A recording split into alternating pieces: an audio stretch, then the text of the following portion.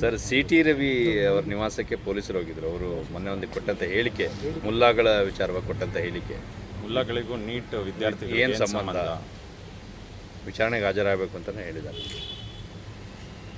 ನಮ್ಮ ನಾಯಕರಾಗಿರುವಂಥ ಹಿರಿಯ ನಾಯಕರಾಗಿರುವಂತಹ ಸಿ.ಟಿ. ರವಿ ಅವರ ಹೇಳಿಕೆಯನ್ನು ಆಧರಿಸಿಕೊಂಡು ಪೊಲೀಸರು ಇವತ್ತು ನೋಟಿಸ್ ಕೊಡೋಕ್ಕೆ ಹೋಗಿರ್ತಕ್ಕಂಥದ್ದು ಅಷ್ಟೇ ಅಲ್ಲ, ಅವ್ರನ್ನ ಅರೆಸ್ಟ್ ಮಾಡಬೇಕು ಅಂತೇಳಿ ಹೋಗಿದ್ದಾರೆ ಅನ್ನೋ ಮಾಹಿತಿ ನನಗೂ ಕೂಡ ಸಿಕ್ತು. ತತ್ಕ್ಷಣ ನಾನು ಸಿ.ಟಿ. ರವಿ ಅವ್ರ ಜೊತೆಲೂ ಕೂಡ ಮಾತನಾಡಿದ್ದೇನೆ. ಅದಾದ ನಂತರದಲ್ಲಿ DG ಅವರಿಗೆ, ಸಲೀಂ ಅವ್ರಿಗೂ ಕೂಡ ಮಾತನಾಡಿ ನಾನು ಎಚ್ಚರಿಕೆಯನ್ನು ಕೊಟ್ಟಿದ್ದೇನೆ. ಈ ರೀತಿ ಹೇಳಿಕೆಗಳನ್ನು ಆಧರಿಸಿ ಸಿ.ಟಿ. ರವಿ ಅವ್ರನ್ನ ಬಂಧಿಸಿದ್ದೇ ಆದರೆ ನಾಳೆ ಕಾನೂನು ಸುವ್ಯವಸ್ಥೆ ಹದಗೆಡ್ತು ಅಂತ ಹೇಳಿದ್ರೆ ನಾವ್ಯಾರು ಕೂಡ ಜವಾಬ್ದಾರಿ ಆಗೋದಕ್ಕೆ ಸಾಧ್ಯ ಇಲ್ಲ. ನೀವು ಅವ್ರು ಯಾರೋ ಹೇಳ್ತಾರೆ, ಕಾಂಗ್ರೆಸ್ನವ್ರು ಹೇಳ್ತಾರೆ ಅಂತೇಳಿ ಅವರ ಒತ್ತಡಕ್ಕೆ ನೀವು ಮಣಿಬಾರ್ದು. ನಮ್ಮದು ಕೂಡ ಕೇಂದ್ರ ಸರ್ಕಾರ ಇದೆ, ಈ ರೀತಿ ದಬ್ಬಾಳಿಕೆನ ನಾವು ಒಪ್ಕೊಳ್ಳೋದಕ್ಕೆ ಸಾಧ್ಯ ಇಲ್ಲ. ಆ ರೀತಿ ಏನಾದ್ರು ಹೆಚ್ಚು ಕಡಿಮೆ ಆದರೆ ನೀವುಗಳೇ ಜವಾಬ್ದಾರಿ ಅನ್ನೋ ಮಾತನ್ನು ಕೂಡ ನಾನು DG ಅವ್ರಿಗೂ ಕೂಡ ಮಾತನಾಡಿ ಹೇಳಿದ್ದೇನೆ. ನಾನಿವತ್ತು ಗೃಹ ಸಚಿವರಿಗೆ ಕೇಳ್ತೇನೆ, ಪ್ರಿಯಾಂಕಾ ಖರ್ಗೆ ಅವರಿಗೆ, ನೀವೇನೋ ಮೊನ್ನೆ ಗೃಹ ಸಚಿವರಾಗಿದ್ದೀರಿ, ಯಾವ ವಿಧಾನಸೌಧದಲ್ಲಿ ಪಾಕಿಸ್ತಾನ ಜಿಂದಾಬಾದ್ ಅಂತ ಹೇಳಿದ್ರಲ್ಲ, ಏನು ಕಿತ್ಕೊಳ್ಳೋಕ್ಕಾಯ್ತು ನಿಮ್ಮ ಸರ್ಕಾರ? ಹಾಗಾದ್ರೆ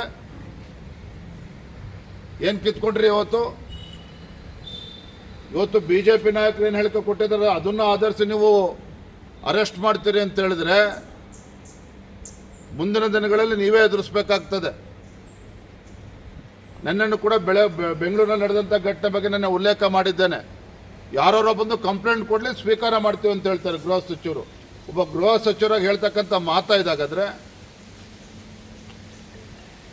ಹಾಗಾಗಿ ನಾನು ಪೊಲೀಸ್ ಹಿರಿಯ ವರಿಷ್ಠಾಧಿಕಾರಿಗಳನ್ನ ಹೇಳೋದಕ್ಕೆ ಇಚ್ಛೆಪಡ್ತೇನೆ, ದಯವಿಟ್ಟು ಎಲ್ಲವನ್ನು ಹಗುರವಾಗಿ ತೆಗೆದುಕೊಳ್ಬೇಡಿ. ಈಗಾಗಲೇ ರಾಜ್ಯದಲ್ಲಿ ಪೊಲೀಸ್ ಸ್ಟೇಷನ್ ಅಂತ ಹೇಳಿದ್ರೆ ಕಾಂಗ್ರೆಸ್ಸಿನ ಕಚೇರಿಗಳಿಗೆ ಇವತ್ತು ವರ್ತನೆ ಮಾಡ್ತಾ ಇದ್ದಾರೆ ಬಹುತೇಕ ಜಿಲ್ಲೆಗಳಲ್ಲಿ. ಕೈ ಮೀರಿ ಹೋಗೋಕ್ಕೂ ಮುಂಚೆನೇ ಪೊಲೀಸ್ ಅಧಿಕಾರಿಗಳು ಎಚ್ಚೆತ್ಕೋಬೇಕು ಅಂತೇಳಿ ತಮ್ಮ ಮುಖ್ಯ ನಾನು ಹೇಳೋದಕ್ಕೆ ಇಚ್ಛೆಪಡ್ತೇನೆ. ಸರ್, ಇವರು ಪ್ರಿಯಾಂಕರಿಗೆ ಒಂದು ಪ್ರಶ್ನೆ ಇಟ್ಟಿದ್ದಾರೆ. KPSC ಹಗರಣ ಆಯ್ತಲ್ಲ, ಅದೆಲ್ಲ BJP ನಾಮಿನಿ ಮಾಡಿದ್ದವ್ರನ್ನ, ಮತ್ತು ಅವ್ರಿಗೆ ಕಾನೂನು ನೆರವು ಕೊಟ್ಟವರು BJPಗರು.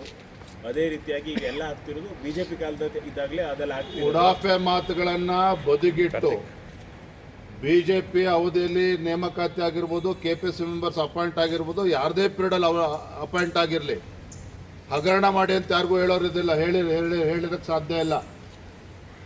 ಯುವಕರ ಬದುಕಿನ ಜೊತೆ ಚೆಲ್ಲಾಟಾಡಿ ಅಂತ ಯಾರು ಕೂಡ ಹೇಳೋದಕ್ಕೆ ಸಾಧ್ಯ ಇಲ್ಲ.